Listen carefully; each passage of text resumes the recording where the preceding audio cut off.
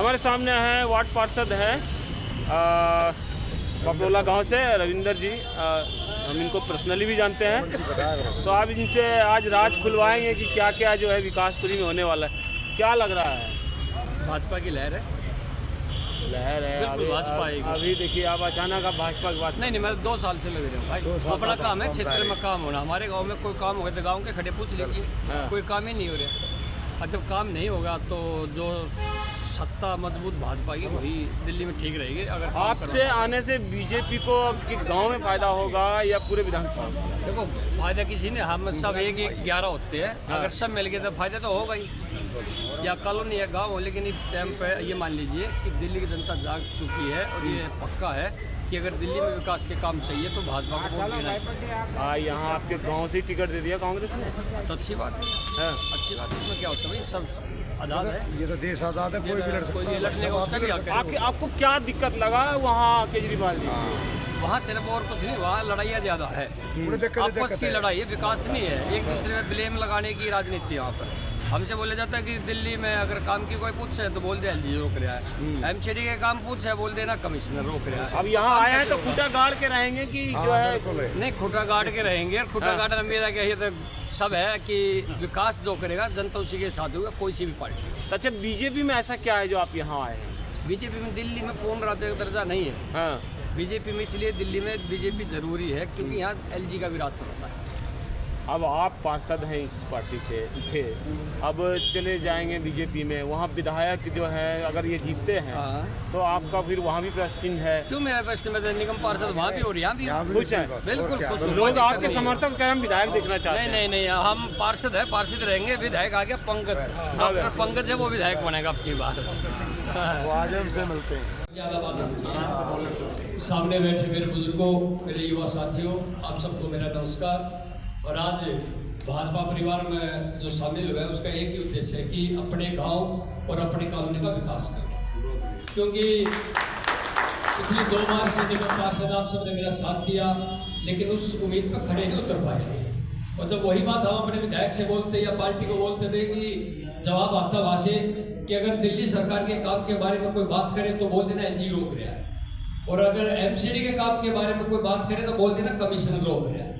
पर इन बातों का अगर हम बोलते रहेंगे तो जनता हमसे क्यों जोड़ेगी?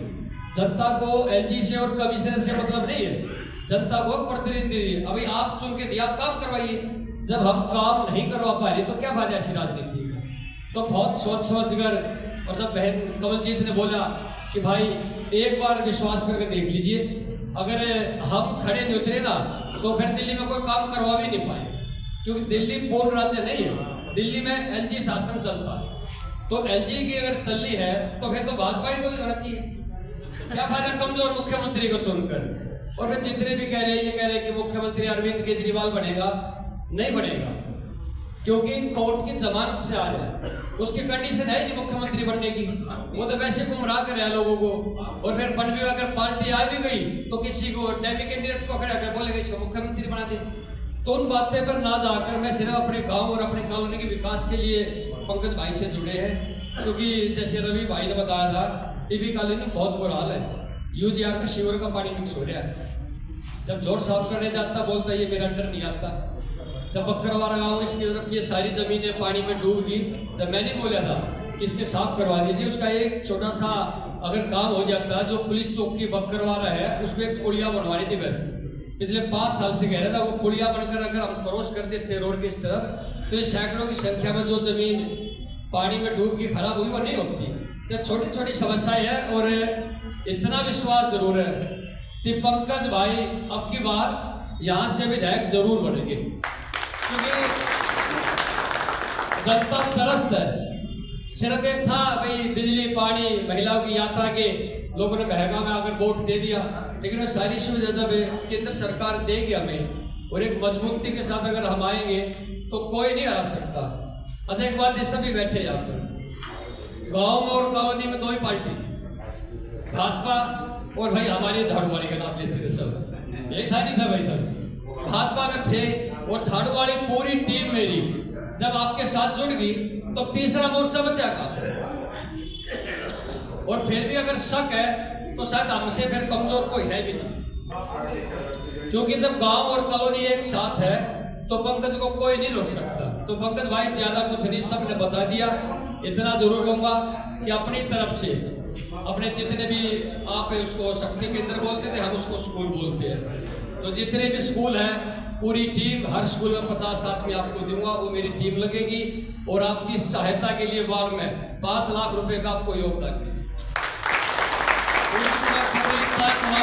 के साथ लगेंगे और ये विश्वास दिलाता हूँ कितनी बड़ी संख्या में जो आज भाजपा के जितने भी मेरे भाई हैं, आपका भाई हुआ छोटा, आप आगे रहिए, आपके पीछे मैं रहूंगा।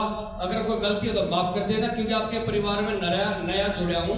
कुछ आपकी ऐसी चीज होगी मेरी समझ से बाहर होगी, तो आप समझाते रहना, मैं आपके साथ चलता रहूंगा। आपका बहुत बहुत धन्यवाद। जय हिंद, जय भारत। बहुत बहुत आभार रविंद्र जी। अब मैं ज्यादा